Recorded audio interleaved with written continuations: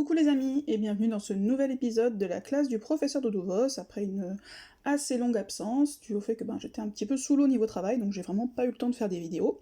Mais je vais essayer de me rattraper aujourd'hui en faisant donc une nouvelle vidéo sur un thème encore une fois un peu de fond on va dire, qui est tout simplement comment arriver et comment savoir analyser un héros. Je sais que vous êtes assez friands en fait qu'on vienne vous dire si tel héros du mois ou tel héros saison 3, saison 4, peu importe est bien ou pas. Mais j'ai envie de dire, c'est un travail que vous pouvez également faire de votre côté, et qu'il faut d'ailleurs faire de votre côté, puisque, comme je l'ai déjà eu l'occasion de le dire, je pense, dans le cadre de mes vidéos, un héros qui peut être très bien pour quelqu'un, peut être beaucoup moins bien pour un autre. Alors certes, il y a des héros qui sont bien pour tout le monde, bien évidemment, il y a évidemment des héros qui sont vraiment top top, mais après c'est aussi à vous à savoir analyser les héros, pour savoir s'ils vont être complémentaires ou pas avec les autres. Donc un petit sujet de fond sur, en fait, tout simplement, quand justement quand on regarde, quand certains youtubeurs regardent si tel héros ou tel héros est bien, comment ils font? Tout simplement déjà, ils vont analyser une fiche, alors on va prendre, je sais pas, peu importe, on s'en fiche, prenons n'importe quel héros, admettons on a le fric. Donc qu'est-ce qu'on va regarder? Déjà, qu'est-ce qu'on ne regarde pas et qu'est-ce qu'on se fiche absolument, enfin moi je trouve en tout cas, sur les héros, il y a deux choses dont on se fiche complètement. C'est d'abord, vous voyez en haut à gauche, le coût de l'équipe. Le coût de l'équipe, c'est quoi? C'est qu'en fait, vous avez un coût maximal d'équipe qui va évoluer en fonction de votre niveau, qui fait que par exemple quand vous commencez, vous ne pouvez pas avoir 5 étoiles maxées dans votre équipe. Sauf que honnêtement, ça n'a absolument ça n'a pas grand sens, puisque de toute façon, quand vous commencez, vous n'avez pas les objets, ni ce qu'il faut pour monter 5 étoiles. Donc honnêtement, le coût de l'équipe, à mon sens, n'est pas du tout limitatif, donc c'est quelque chose que vous pouvez clairement oublier et ne pas vous y intéresser. Deuxième chose que je trouve assez inutile, c'est cette fois-ci en haut à droite, c'est la puissance du héros. La puissance du héros, c'est censé donner une idée globale en fait de, vous voyez, la puissance représente la force de votre héros au combat. Honnêtement, là encore une fois, je trouve que ça veut tout dire et rien dire. Alors bien sûr, les saisons 3, je suppose, doivent avoir, vous voyez, même pas 895, parce que j'ai plus d'emblèmes peut-être. Est-ce que je peux trouver deux héros sans emblème, admettons... Elle est à 774, c'est un héros... Est-ce que j'ai 5 héros montés sans emblème? Tac, 756, donc vous voyez, ils ont mis les saisons 2 un petit peu plus fort par exemple que les saisons 1, mais en fait c'est quelque chose qui vraiment n'a aucun sens, parce que ça ne tient absolument pas compte, à mon avis ça doit surtout tenir compte de l'origine du héros, plus que de ses statistiques, de sa CS, etc. Donc, encore une fois, quelque chose qui, à mon avis, vous pouvez clairement oublier, enfin moi en tout cas, c'est vraiment des choses que je n'ai jamais pris en considération. C'est pas parce qu'un héros a un peu plus de puissance qu'un autre, dans ce chiffre-là, on sait même pas vraiment comment il est calculé, que ça va en faire un meilleur héros, pas du tout. Qu'est-ce qu'on va regarder déjà en premier lieu sur un héros? Si on a envie de se faire plaisir, on regarde à quoi il ressemble, ça j'aime bien, je trouve ça toujours sympa. Voilà, je trouve ça joli, bref, ça c'est juste pour se faire plaisir. Sinon, quelles sont les informations utiles? Les premières informations utiles sont ces statistiques. Donc vous voyez, vous avez toujours d'abord la petite épée, ce sont les statistiques d'attaque, le petit bouclier, ce sont les statistiques de défense, et le petit cœur, ce sont les points de vie. Alors, une fois qu'on a dit ça, c'est sympa, on regarde les statistiques, sauf que c'est toujours compliqué en fait de savoir est-ce qu'il a de bonnes statistiques, est-ce qu'il a pas de bonnes statistiques d'attaque, de défense, de vie. Donc moi avant je faisais un petit peu ça au doigt mouillé, hein, je me disais bon ça a l'air pas mal, comme ça dans l'absolu. Ce que j'ai fait pour essayer d'objectiver un petit peu tout ça, c'est un tableau en fait où vous voyez j'ai rentré en fait tout simplement tous les héros qui existent pour l'instant, en mettant à chaque fois leurs statistiques d'attaque, de défense, de vie, et je les ai rentrées par origine. Donc vous voyez, j'ai mis saison 1, j'ai mis les costumes, à chaque fois, pardon, je vais y arriver, les bonus de costumes, enfin les héros avec bonus de costume et les héros costumés, saison 2, ninja, etc. J'ai fait pareil pour les saisons, pour les 4 étoiles, pardon, et pareil pour les 3 étoiles. Et après, j'en ai fait en fait une compilation. Donc comme vous pouvez voir, j'ai fait donc par couleur et par origine. Donc là vous voyez par exemple en haut, donc en haut ce sont les 5 étoiles, j'ai mis d'abord les saisons 1, donc vous pouvez voir en fait la moyenne qu'ont les héros saison 1 rouge en attaque, en défense et en vie. D'accord ? Idem pour les costumes, idem pour les saisons 2, les saisons 3, les saisons 4, les events challenge, les events saisonniers, les ninjas, et j'ai mis aussi les héros du mois, et j'ai mis taverne parce que dedans j'ai mis aussi Mystéro. Vous voyez, j'ai fait grosso modo cette moyenne-là, donc pour chacun dans chaque couleur. Et à la fin, donc j'ai fait la moyenne pour tous, toutes couleurs confondues. D'accord? Pour essayer de voir, bah voilà, si j'ai un héros saison 1, je regarde quelles sont ses statistiques, et je regarde si oui ou non, elles sont bonnes par rapport à la moyenne des héros de la saison 1. Parce que ce qu'on s'aperçoit, lorsque j'ai fait ça, je me suis aperçu qu'en fait, il y avait maintenant de très très grosses différences, en fait, de statistiques entre les héros en fonction de leurs différentes origines. Ce que j'ai fait pour essayer de comparer un peu tout ça, c'est que j'ai fait ces deux petites, vous voyez les deux dernières colonnes, voilà, c'est plus mieux comme ça, les deux dernières colonnes à droite, là, c'est en fait, alors la première colonne, c'est j'ai additionné tout simplement la moyenne de l'attaque, la moyenne de la défense et la moyenne de la vie pour chaque origine de héros, donc saison 1, costume, etc., etc. Simplement, je trouve que le calcul est un petit peu faussé, parce que les PV, en fait, il y en a beaucoup plus que de la défense ou de la vie. Donc, en additionnant simplement de manière brutale, comme ça, les trois statistiques, ça donne une importance plus importante à la vie, alors qu'en plus, à mon sens, c'est pas forcément la statistique la plus importante, je préfère l'attaque et la défense. Donc, du coup, j'ai fait un deuxième calcul, c'est la colonne qui est à droite, deuxième calcul où j'ai fait en fait défense plus attaque plus vie divisé par 2, puisque la vie, c'est grosso modo 2 fois la défense ou 2 fois l'attaque. Donc j'ai pondéré en fait un petit peu tout ça, pour voir sur quoi on arrivait. Et je me suis aperçu, comme vous pouvez le voir, qu'il y a quand même de très grosses différences en fonction des origines. Donc j'ai mis des couleurs pour que ce soit un petit peu plus lisible. Comme vous pouvez le voir, les saisons 1, clairement, sont à la rue. Ils sont très clairement vraiment bien en dessous des autres, puisque en moyenne pondérée, ils sont quand même, mine de rien, à plus de, enfin à peu près, on va dire, 150-200 points en termes de statistiques globales, que les héros, par exemple Ninja, ou les héros saison 4. Par contre, et là où j'ai été surprise, et je trouve que c'est une excellente nouvelle, dès lors qu'on intègre les costumes, on s'aperçoit qu'en fait, pour le coup, les costumes donnent un sacré boost aux héros, et grosso modo, comme vous pouvez le voir, les saisons 4 sont un chouille au-dessus, ainsi que les ninjas, mais honnêtement, avec les costumes, on a des statistiques qui sont quand même relativement proches des héros saison 4 et des saisons 3, et même, ils sont mieux, en fait, que les héros saison 4, pardon, et ils sont mieux que les héros saison 3, puisque vous voyez, on a 2209 en moyenne pondérée, et 2180 sur les saisons 3. Donc ça me confirme dans le fait que le portail costume est un excellent portail pour faire ces tirages. Et ça, comme vous pouvez le voir, donc je l'ai fait pour les 5 étoiles, c'est la colonne du milieu, je l'ai fait pour les 4 étoiles, et on retrouve à peu près les mêmes choses. Vous voyez, les saisons 1 toujours à la rue, les costumes toujours bien avec les ninjas, et là comme vous pouvez le voir, carrément les costumes sont mieux que les saisons 4 et les ninjas. Et après on a les héros grosso modo qui sont un peu plus médiums, qui sont les saisons 3 qui sont quand même très bons. On a les events saisonniers qui sont pas mal, et après on est un petit peu plus bas sur les events challenge. Voilà, grosso modo on peut dire que en termes de statistiques, j'entends, hein, je parle pas de CS, mais en termes de statistiques, on a les saisons 1 qui sont tout au fond, les saisons 2 qui honnêtement sont quand même pas non plus hyper glorieux, hein, comme vous pouvez le voir, les statistiques sont meilleures que les saisons 1 mais sont pas non plus extraordinaires. Sur les les héros du mois, pardon, et les tavernes, ben, ils commencent à prendre un petit peu de l'âge. Ils commencent à prendre un petit peu de l'âge, mais attention, parce qu'en fait, on voit que les statistiques ont énormément évolué. Moi, j'ai fait un global de tous les héros, mais en fait, si on classe, je pense, par année, on va voir qu'il y a une augmentation des statistiques, je vais vous montrer pourquoi. Et après, on a clairement très au-dessus les costumes, les ninjas, et les saisons 4.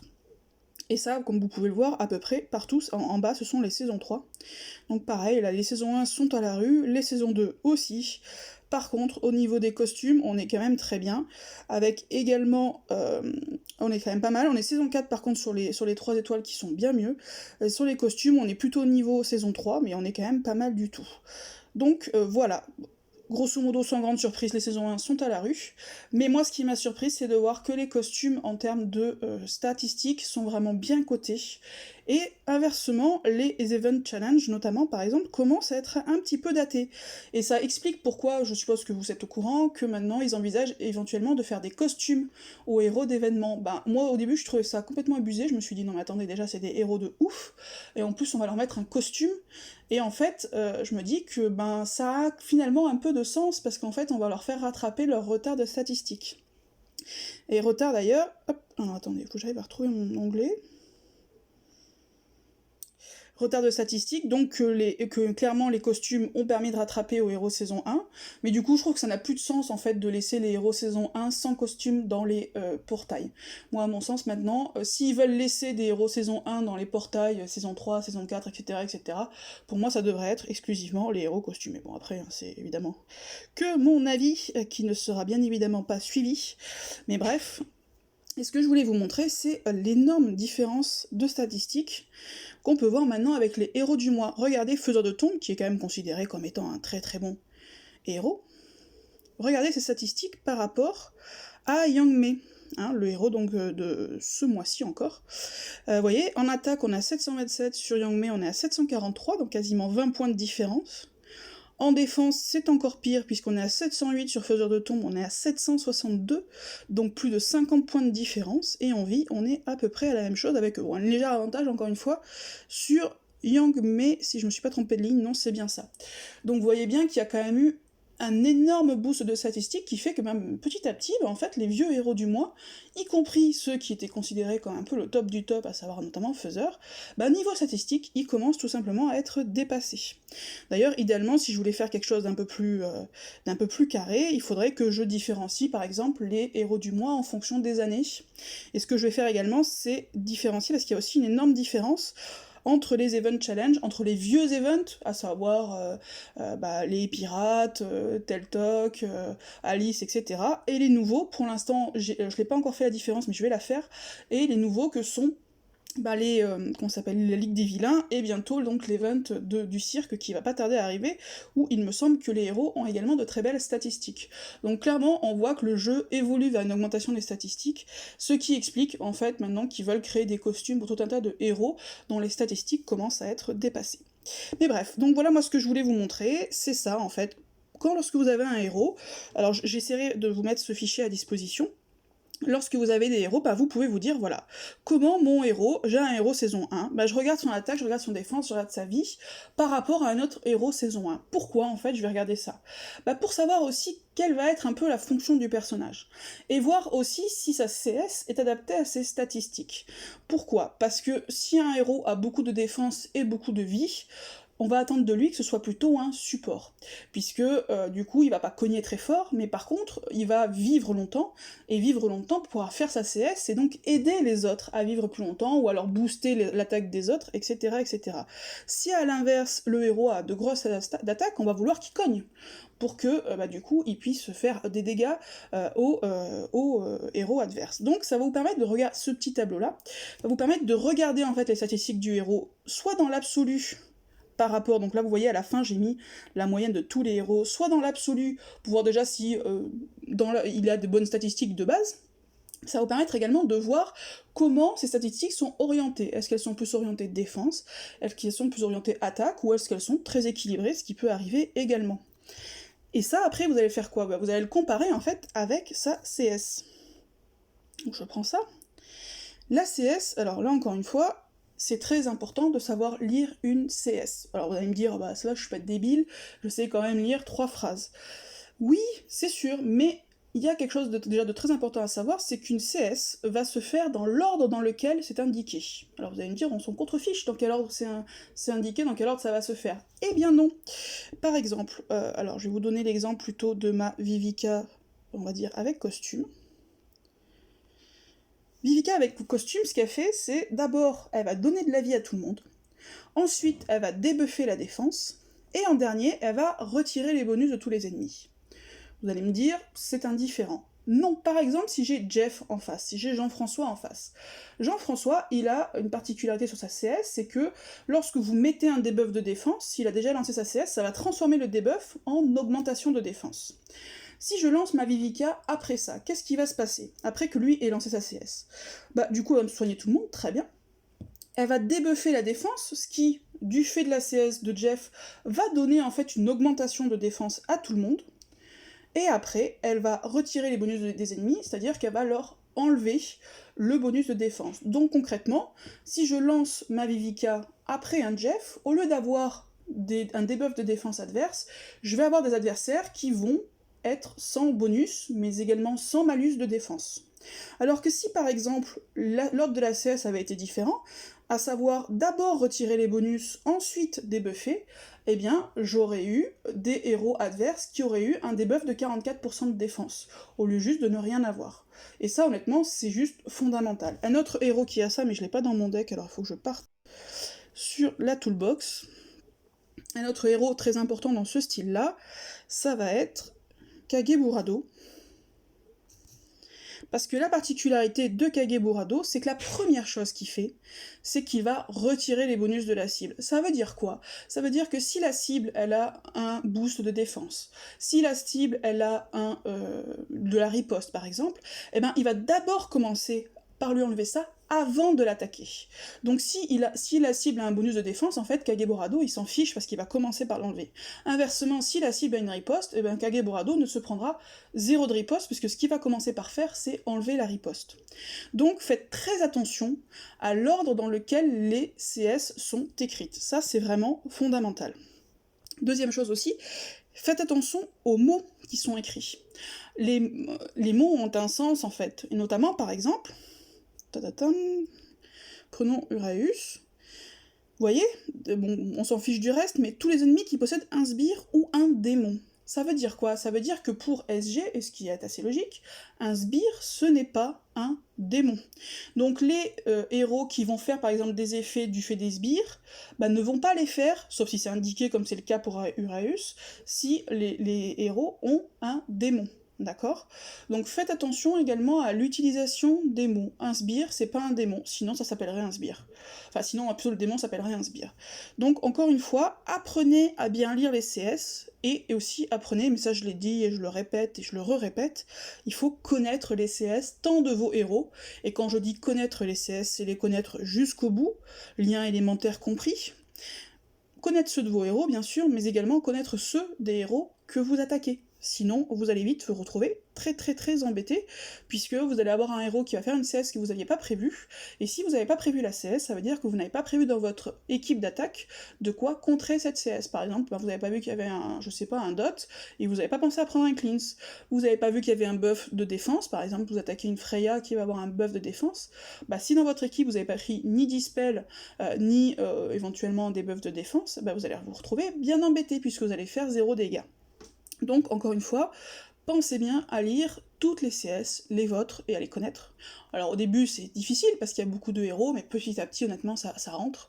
Et si jamais vous avez un doute au moment d'attaquer, que ce soit en raid ou en GDA, eh ben prenez 2 minutes pour lire, franchement c'est vite vu, vous lisez la CS. Donc qu'est-ce qu'on regarde? On regarde les statistiques, on regarde la CS, et on voit si ça match en fait les deux. Je vais vous donner un exemple où moi je trouve par exemple que c'est un héros où les deux ne matchent pas. Encore une fois, je l'ai pas dans mon deck, donc je vais regarder sur la toolbox.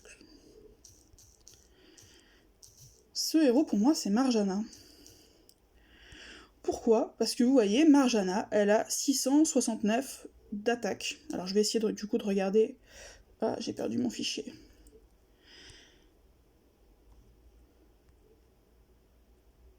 Tac. Allez. Donc, je repars sur mes statistiques. Vous voyez, elle a 669 d'attaque, là où un héros saison 1 lambda, enfin une moyenne en tout cas, a 717. Donc ça veut dire que concrètement, elle a de mauvaises stats d'attaque. Et encore plus bien évidemment si je prends une moyenne de tout le monde, où là elle est clairement très en dessous. Pourquoi c'est gênant? Bah parce qu'en fait, Marjana, bah c'est une cogneuse, hein, ni plus ni moins, je veux dire, c'est un sniper rapide. Donc elle va faire 458% de dégâts à la cible, donc ça c'est top, ça fait vraiment de gros dégâts, en plus des dégâts de brûlure, donc c'est encore mieux. Mais par contre, elle a des statistiques d'attaque, donc d'attaque très faibles. Donc ça, je trouve ça dommage, par exemple. Je trouve que c'est un héros qui a des statistiques qui ne sont pas adaptées à son type d'attaque, en fait. Et ça, c'est... Bon, alors, ça peut être compensé, bien évidemment, par des emblèmes, hein, je dis pas le contraire, mais je veux dire, de base, c'est un héros qui, pour moi, est un peu déséquilibré à cause de ça, même si ça reste un bon héros, un héros que j'aimerais beaucoup avoir, c'est pas le problème. Mais voilà, on voit que, du coup, ses statistiques sont un petit peu déséquilibrées. Ça va vous aider d'ailleurs aussi de savoir comment votre héros est placé niveau statistique, pour savoir également comment vous allez l'emblémer. Hein. Par exemple, une Marjana, vous n'allez pas vous poser la question, il va falloir l'emblémer en attaque, clairement, parce que sinon ça ne sert à rien. Elle a déjà des statistiques de défense et de vie qui sont correctes, bon pas foufou parce que c'est un héros saison 1, mais c'est correct, donc il va falloir clairement l'emblémer en attaque. Hop, alors que je revienne là-dessus.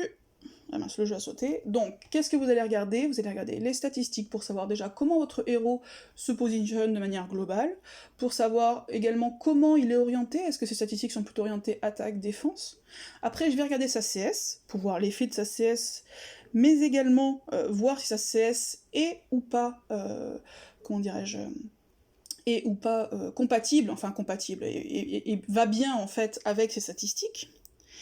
Après, en fonction du type de héros, après une chose aussi importante, c'est de regarder la classe du personnage. Clairement, il y a des classes que je préfère, hein. J'aime beaucoup par exemple la classe voyou, puisque la classe voyou esquive notamment, alors il me semble que c'est, je sais plus si c'est que les CS, tiens ou pas, attendez, voyou, où est ma petite Domitia? Ouais, c'est ça, c'est que les CS. Vous voyez, les voyous esquivent les dégâts de CS, ce qui est ultra relou quand vous attaquez justement une Marjana qui est voyou, ou une Domitia qui est voyou, qui va vous esquiver votre CS, honnêtement c'est ultra relou. Une autre classe que j'aime beaucoup, c'est les combattants, puisque les combattants vont ressusciter, alors certes avec un point de vie, mais sauf que un point de vie, si vous avez un soin derrière, du coup votre héros est remis dans le game, et un point de vie, s'il a sa CS de charger, du coup ça vous donne la possibilité de l'envoyer malgré tout. Donc je trouve ça très très fort. Après, il y a d'autres CS que j'aime bien, mais un peu moins.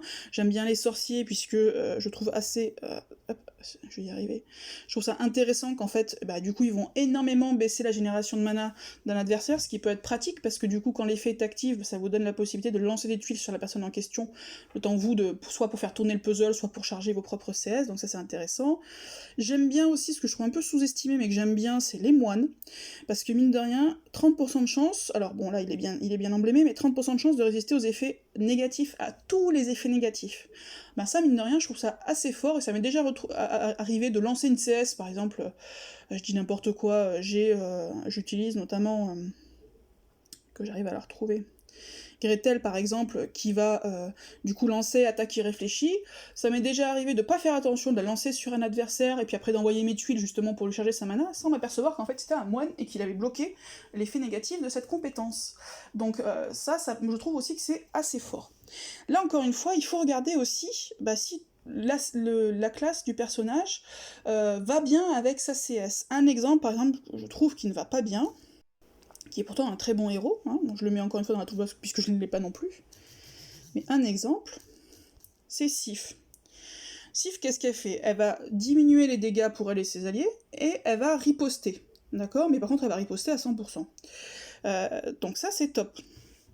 D'ailleurs, vous voyez aussi l'ordre des CS. Riposte avec 100% des dégâts qu'ils reçoivent, et après, ça diminue les dégâts. Donc c'est pour ça qu'elle riposte à 100%, et que derrière, elle ne prend que 50% de dégâts. Pourquoi je trouve que sa classe ne va pas très bien avec sa CS? Parce qu'en fait, elle est voyou, donc elle va esquiver les compétences spéciales. Donc, si elle esquive la compétence, ça veut dire qu'elle se prend 0 de dégâts. Donc, sauf erreur de ma part, alors encore une fois, peut-être que j'ai des bêtises, mais il me semble pas, je suppose que si elle esquive la CS, du coup, elle prend 0 dégâts, et donc elle renvoie 0 dégâts. Ce que je trouve un petit peu dommage avec sa compétence. À vérifier, j'ai pas le personnage, donc peut-être que vous me direz que malgré tout, elle renvoie, mais j'ai un petit doute là-dessus, je pense qu'elle ne renvoie pas. Donc là, encore une fois, à regarder si l'ACS se combine bien avec, l'ACS. La classe, se combine bien avec l'ACS du personnage. Donc on regarde la classe. On regarde la classe pourquoi aussi? Parce que vous avez des emblèmes, sauf que des emblèmes, vous les avez en nombre limité, et vous allez vite vous retrouver avec des concurrences d'emblèmes, c'est-à-dire vous allez vous retrouver avec certaines classes où vous allez clairement manquer d'emblèmes, et d'autres classes où vous allez en avoir beaucoup trop. Donc parfois, vous allez vous dire, je vais peut-être monter ce héros-là, parce qu'il est de cette classe-là, et que, alors, s'il est vraiment pas bon, vous n'allez pas le monter juste pour ça. Mais si parfois vous hésitez entre deux héros, parfois la classe peut faire la différence, et notamment l'emblémage en fait, va pouvoir faire de la différence. Donc ça aussi c'est une donnée à prendre en compte. Après, qu'est-ce que vous avez sur les héros du mois, donc là comme Kingston, vous allez avoir ce qu'on appelle des compétences passives. Bon, les anciens héros on en avait qu'une, maintenant ils en ont deux. Est-ce que j'en ai un nouveau avec deux? Oui, je dois avoir... J'ai Frost, donc vous voyez, ils en ont deux. Donc, et voir, là aussi c'est toujours pareil, il faut regarder si ces compétences passives paraissent ou pas adaptées en fait avec votre héros. Là par exemple, les effets négatifs du héros sont dissipés lorsque l'un de ses sbires est éliminé. Bon bah Frost il fait des sbires, donc forcément dès qu'on le tape, on va éliminer l'un de ses sbires, et bim, du coup ça va dissiper les effets négatifs sur lui. Donc ça clairement c'est bien adapté. Sur le feu maintenant, alors ça le feu, du coup il va falloir réfléchir à comment utiliser ce héros, parce que sinon vous allez vous dire bah c'est un héros bleu, donc du coup on va pas l'attaquer en rouge, donc le feu on s'en fiche. Oui et non, parce que du coup, par exemple, si on le met en défense, et si on le flanque avec un héros vert, ça veut dire qu'en mettant un héros vert en tank et Frost en flank, bah, le héros vert, on va l'attaquer en rouge, et donc Frost en défense va du coup, si on le met en flank, va du coup lui être protégé contre les brûlures, alors qu'à l'inverse, par exemple, j'ai Kingston, qui est également immunisé aux brûlures, ce que je trouve d'ailleurs super, enfin, pour le coup, alors Frost je l'utilise pas parce que je ne l'ai pas monté, Kingston je l'utilise, et honnêtement je trouve ça vraiment top, top cet effet de résistance aux brûlures, notamment quand on est contre, par exemple, Faiseur de Tombe, bah du coup, il prend très peu de dégâts, Kingston, donc ça je trouve ça vraiment extrêmement pratique. Mais voilà, donc on va pouvoir l'utiliser contre des héros rouges. Donc on regarde, là encore une fois, je vais vous donner un exemple de héros qui ne me paraît pas adapté au niveau de sa... de ses compétences passives, c'est Raphaëlé. Raphaëlé, ah mince, ça apparaît pas. Ah, peut-être là-dedans. Non. Non, tant pis, je crois que ça n'apparaît pas. Bon bref, peu importe. Une de ses compétences passives à Raphaëlé, c'est qu'il va résister en fait au debuff d'attaque. Donc bon, vous vous dites, après tout, dans l'absolu, c'est plutôt pas mal.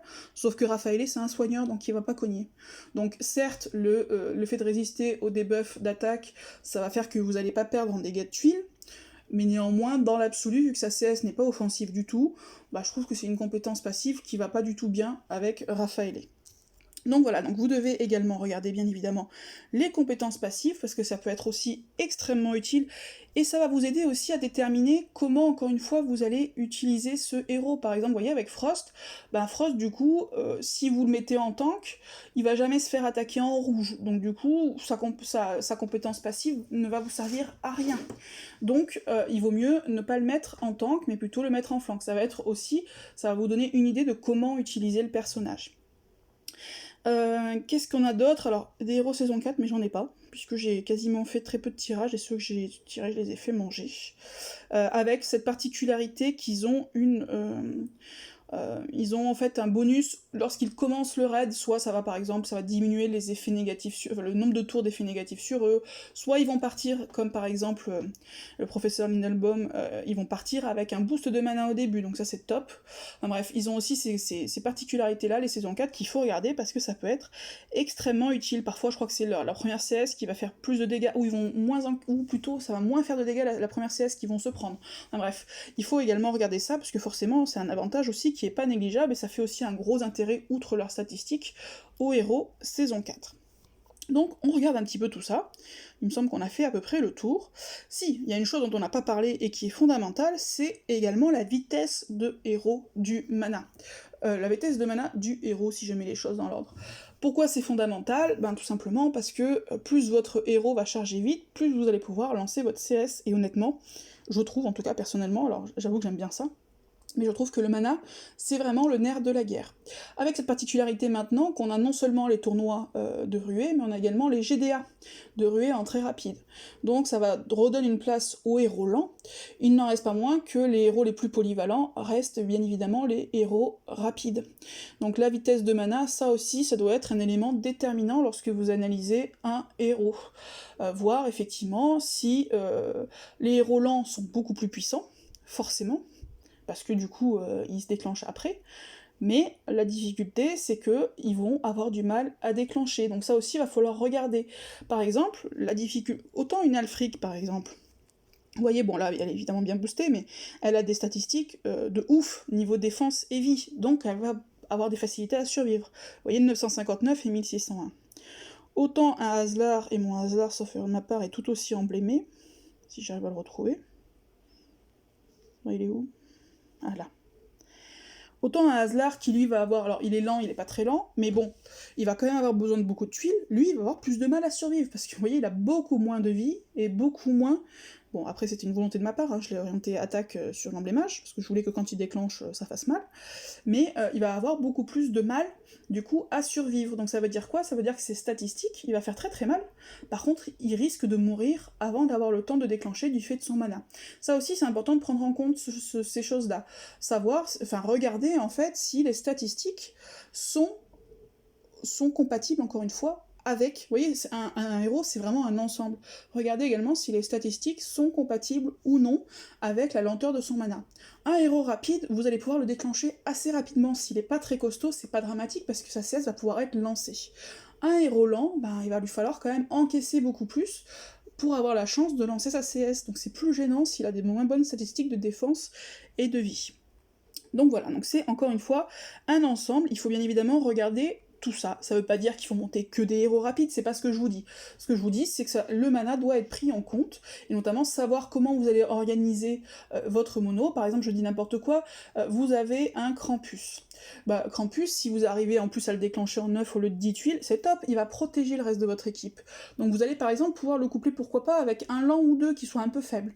Parce que du coup, il va protéger le temps que les lents ensuite déclenchent. Vous voyez, c'est un global en fait à faire, à voir aussi comment vous composez vos équipes pour que vos équipes soient complémentaires. Et après, bah comment en fait moi je réfléchis notamment au niveau de la CS pour savoir si, d'ailleurs de global, pour savoir si ça va m'être utile ou pas, ben en fait je réfléchis aux différents aspects du jeu. Différents aspects du jeu qui vont faire que le héros va être utilisé de différentes façons.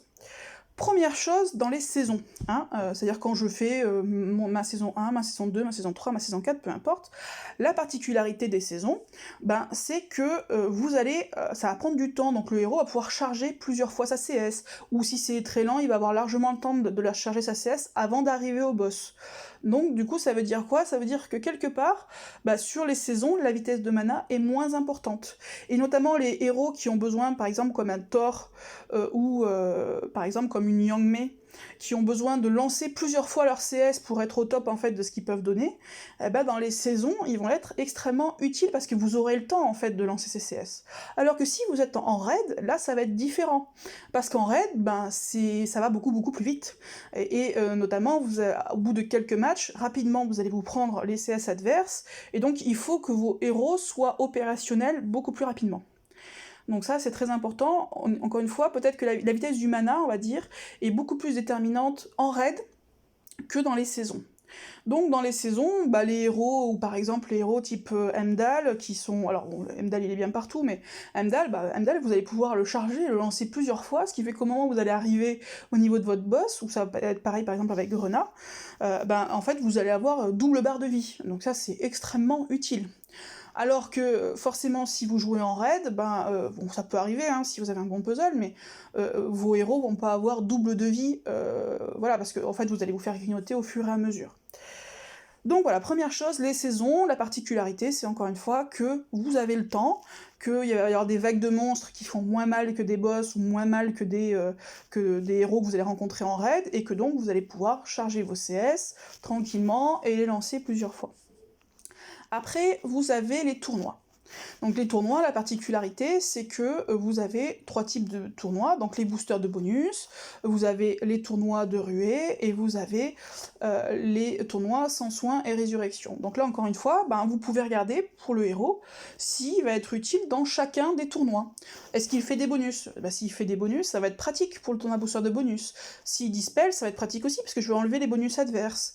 S'il bloque les bonus, ça va être pratique aussi pour ce type de tournoi, puisque je vais gêner l'adversaire et qui va pas pouvoir faire, par exemple une brume, va être gênante en tournoi booster de bonus, puisqu'elle va empêcher l'adversaire d'avoir des bonus, ou par exemple un Malozzi, il me semble fait ça aussi, ou une, comment elle s'appelle, que j'aime beaucoup, j'ai pas eu son, mais bref, une Sabina costumée, que je trouve extrêmement utile aussi à ce niveau-là. Donc je vais regarder ça. En GDA évidemment, en GDA ou en tournoi d'ailleurs, attaque de ruée, du coup, évidemment, les héros lents vont être extrêmement forts. Donc là, un héros lent, j'ai envie de dire, c'est super utile parce qu'ils ont des CS qui sont déterminantes, et en plus, ils vont les lancer en 6 ou 7 tuiles, selon si vous avez une trop mana ou pas qu'il faut. Donc ça peut être top. Et après le dernier, soin et sans effet, bon bah évidemment, soin et résurrection sans effet, ça veut dire que les soigneurs vont être inutiles, bien sûr. Ça veut dire par contre que d'autres héros type ceux qui font des sbires, donc ça c'est bien pratique dans ce type de tournoi, puisqu'en fait c'est une forme de soin indirect, hein. Si vous mettez un sbire devant votre héros qui a 300 de vie, bah du coup on va dire de manière un peu artificielle, c'est comme si vous lui donniez 300 de vie. Donc ça va être pratique pour ce type de tournoi. A l'inverse, par exemple, les héros des sables qui ont pour particularité de bloquer les soins, bah, sur les tournois sans soins et sans résurrection, forcément, bah, ils vont être beaucoup moins utiles. Donc voilà, donc il faut réfléchir en fait. En fait, c'est simple, vous prenez votre héros et vous vous dites, bah du coup, dans chaque situation, est-ce qu'il va m'être utile ou pas? Je vais faire après, on va prendre un héros au hasard dans mon deck et je vais faire ce travail-là. Après, sur Titan. Sur Titan, qu'est-ce qu'on recherche en fait sur un héros? Sur Titan, on recherche grosso modo les titans, ce qui est important, j'ai déjà fait des vidéos là-dessus, ce sont les dégâts de tuiles. Donc un héros, pour faciliter les dégâts de tuiles, il y a différentes choses qu'il peut faire. Soit il peut booster l'attaque, soit il peut casser la défense adverse, hein, que ce soit un casse-défense classique ou élémentaire, soit il peut avoir d'énormes dégâts de tuiles. Hein. Donc grosso modo, si votre héros fait une de ces trois choses-là, ben, il va pouvoir vous être utile sur Titan. Sinon, bah, ça va pas être utile sur Titan. Un exemple typique, qui est pourtant trop souvent, qu'on voit encore trop souvent dans les équipes de Titan, c'est Marjana. Comme je vous l'ai dit, Marjana, alors, c'est un cogneur rapide, honnêtement, moi, en raid, j'aimerais bien l'avoir, c'est pas le souci. Sauf que Marjana, elle a des stats d'attaque assez ridicules. À côté de ça, elle booste pas l'attaque, elle ne casse pas la défense, donc honnêtement, c'est un mauvais héros Titan. Clairement, c'est pas là-dessus que vous allez utiliser. Alors que, par exemple, une Scarlett toute bête, alors là je l'ai avec costume, hein, mais vous voyez, elle a 934 d'attaque, de set d'attaque. Bah c'est juste génial comme héros pour booster les tuiles. Alors elle va pas baisser la défense adverse, elle va booster mon attaque à moi, mais par contre elle a d'énormes dégâts de tuiles, et en plus, ce qui est aussi pratique, c'est qu'elle va baisser l'attaque du titan, ce qui est grosso modo l'équivalent d'une hache, donc ça peut être aussi assez pratique. C'est pour ça d'ailleurs que moi j'utilise sur titan. Donc, pour les héros titans, c'est ça que vous regardez. Est-ce qu'il booste l'attaque, est-ce qu'il baisse la défense, ou est-ce qu'il a de gros dégâts de tuiles? Donc pour les titans. Pour les GDA maintenant, vous avez différents, encore une fois, c'est un peu comme pour les tournois, vous avez différents types d'aides. Bon bah les GDA, attaque de ruée, bah, ça va être comme pour les tournois, bien évidemment les lents vont être évidemment extrêmement forts. Pour les flèches, bah, du coup, ce qui va être pratique notamment, ça va être des soigneurs, hein, puisque les flèches, vous allez avoir besoin de soins. Pour l'égaliseur de guerre, du coup, l'égaliseur de guerre, tous les héros qui fonctionnent énormément sur les dots, qui fonctionnent énormément sur les effets, quels qu'ils soient, vont être moins utiles, en tout cas ceux qui ont des effets notamment qui durent au moins 3 tours, mais même les autres, on sait pas trop, quand vous les mettez en défense notamment, on sait pas trop quand ils vont se déclencher, donc voilà, tous ces héros-là vont être moins utiles. Après, sur les GDA sbires, bien évidemment, tous les héros, notamment, qui vont booster les sbires, type Freya, type Frost, vont être extrêmement utiles. A l'inverse, les héros qui vont avoir des effets sur les sbires, par exemple Uraeus, du coup, vont être extrêmement utiles aussi. Donc, il faut regarder, effectivement, s'ils jouent avec les sbires ou pas. Et tournoi de booster d'attaque, il me semble que c'est le dernier, si j'en ai pas oublié un. Booster d'attaque, à la limite, je trouve que c'est l'aide de terrain qui est un peu la plus... qui gêne la moins, donc du coup, grosso modo, sur le booster d'attaque, vous mettez des gros cogneurs et ça passe bien. Donc, on a vu dans les saisons, on a vu en Titan, on a vu en GDA, on a vu en tournoi. Qu'est-ce qui nous manque en raid? Bon, en raid, du coup, il n'y a plus toutes ces particularités comment dirais-je, d'effets particuliers qu'on peut avoir sur les GDA ou sur les tournois, donc vous allez avoir, grosso modo, votre héros classique. Là-dessus, moi, encore une fois, ce que j'aime bien dans les raids, mais bon, après, c'est peut-être moi, mais j'aime bien alors après, j'aime beaucoup, par exemple, mon Alfric, hein, c'est pas le problème, mais ce que j'aime beaucoup, c'est notamment les manas rapides pour pouvoir déclencher rapidement. Si vous avez que des lents, ça va être compliqué. Donc même si vous pouvez mettre des lents en raid, il va falloir qu'ils soient combinés avec des rapides pour pouvoir leur donner une chance de déclencher. Donc voilà, c'est comme ça en fait qu'il faut que vous fassiez. Vous prenez un personnage et vous l'analysez. Prenons par exemple, je sais pas, n'importe lequel, on s'en fiche. Magrena, tiens, que j'aime beaucoup. Dans les saisons. Dans les saisons, elle va être extrêmement utile. Pourquoi ? Bah tout simplement parce que je vais pouvoir lancer plein de fois sa CS, et comme elle donne de la vie supplémentaire par rapport à la vie normale, bah, je vais pouvoir arriver sur le boss avec plein de vie.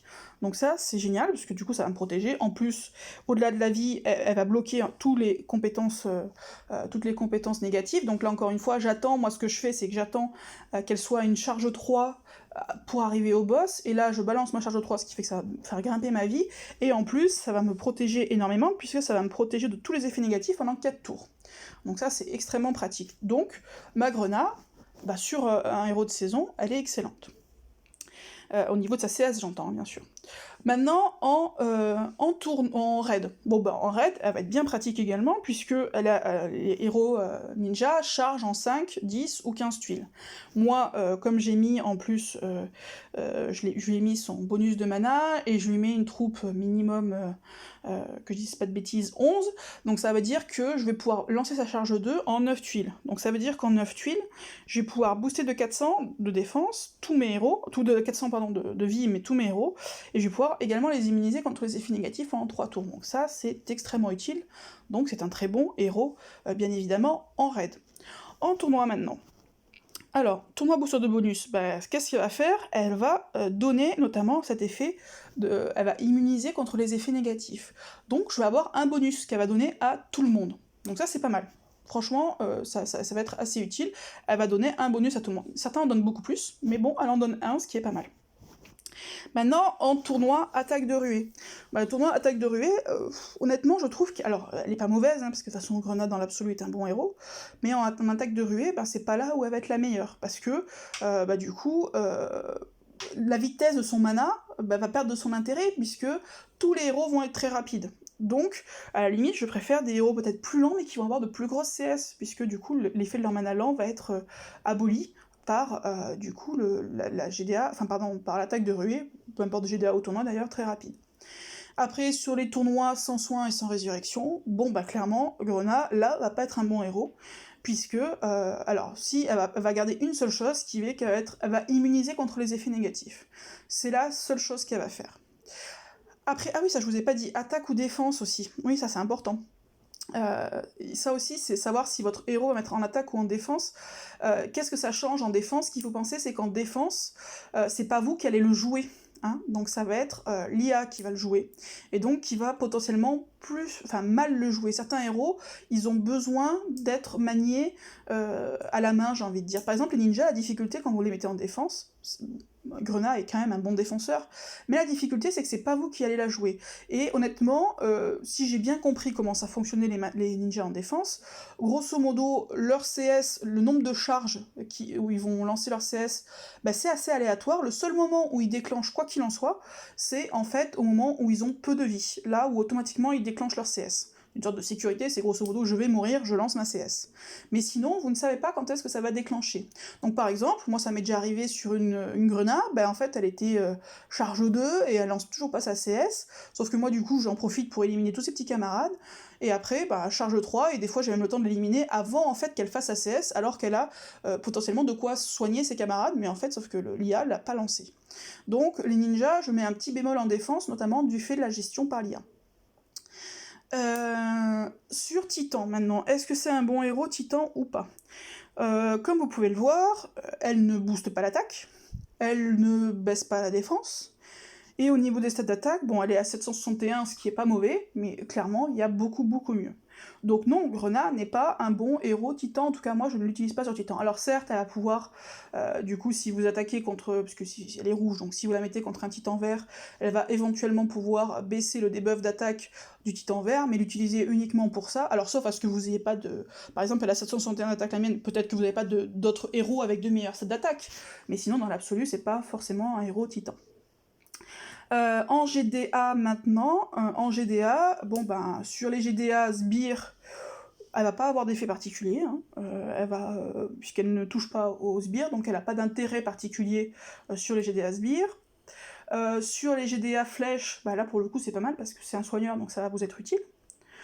Sur les GDA attaque de ruée, bon, ça c'est pareil que pour les tournois, c'est pas forcément un des meilleurs héros puisqu'elle a déjà un mana rapide, donc du coup elle ne bénéficie pas du booster de rapidité du mana. Sur l'attaque, enfin sur la GDA boost d'attaque, bon c'est une soigneuse donc elle va pas forcément en bénéficier. Et il me semble que j'en ai oublié une. J'ai fait sbire. Ah oui, et sur l'égaliseur de guerre. Sur l'égaliseur, elle va perdre un petit peu de son intérêt aussi. Pourquoi ? Parce qu'en fait, son effet d'immunisation va d'une part sauter avec l'égaliseur, et d'autre part l'égaliseur en fait va faire un petit peu office aussi de cleanse, enfin pas un peu, même beaucoup, et donc du coup son effet de bloquer tous les malus adverses va perdre un peu de son intérêt avec l'égaliseur de guerre. Bon, après, encore une fois, ça reste un très très bon héros, il n'y a pas de difficulté là-dessus, mais vous voyez, en fonction des situations, elle deviendra exceptionnelle, ou elle deviendra un petit peu moins bonne. Donc c'est comme ça en fait que vous devez analyser notamment les CS de vos héros en vous plaçant en fait. Donc déjà analyser la CS par rapport aux statistiques, analyser la CS par rapport à la classe, analyser la CS également par rapport à la vitesse de rapidité du mana. Est-ce que cette CS est suffisamment intéressante pour justifier un mana lent ? Et analyser également la CS par rapport à comment vous allez utiliser vos héros. Et après, du coup, c'est à vous de voir... Ah, j'ai oublié aussi Ah oui, si j'ai oublié quelque chose quand même d'important, c'est les events. Savoir également si vous allez pouvoir les utiliser en event ou pas. Ce qu'on veut grosso modo en event, je trouve que ça... Alors c'est peut-être moi, mais peut-être que je dis des bêtises, mais il me semble que pour moi en event c'est un petit peu comme en titan. On veut en fait que ça dégomme, et on veut que ça dégomme vite. Donc pour scorer, j'entends, après vous pouvez juste finir, mais pour scorer en event, pour finir en fait, après c'est un peu comme dans les saisons, mais pour scorer en event, du coup on va vouloir en fait avoir des héros qui boostent le dégât, des héros qui débuffent l'attaque, des héros qui vont avoir de grosses statistiques d'attaque, pour pouvoir en fait avancer très très rapidement. Donc après c'est à vous en fait de voir quels sont soit là où vous manquez. Par exemple, moi en fait j'ai monté que des rapides, donc du coup, alors je parle pas de moi en particulier, mais ça peut être une réflexion que vous faites. Moi j'ai monté que des rapides, et du coup sur les GDA ruées je suis un peu embêtée. Peut-être qu'à ce moment-là il est temps de monter un ou deux lents. Moi, par exemple, j'ai beaucoup de mal dans les saisons. Parce que du coup, j'ai pas forcément des héros adéquats. Peut-être qu'à ce moment-là, un Thor que vous hésitiez à monter va pouvoir être intéressant. Ou bon, après Grenade, vous n'hésitez jamais à la monter, bien évidemment, mais bref. Voilà, en héros titan, moi, par exemple, et là pour le coup c'est vraiment moi, ma difficulté c'est que je n'ai pas de case défense en vert, donc autant vous dire que si je chope Almur, ou mieux, mais bon bref, autant vous dire que ça va être une top priorité, c'est clairement des héros que je vais monter immédiatement.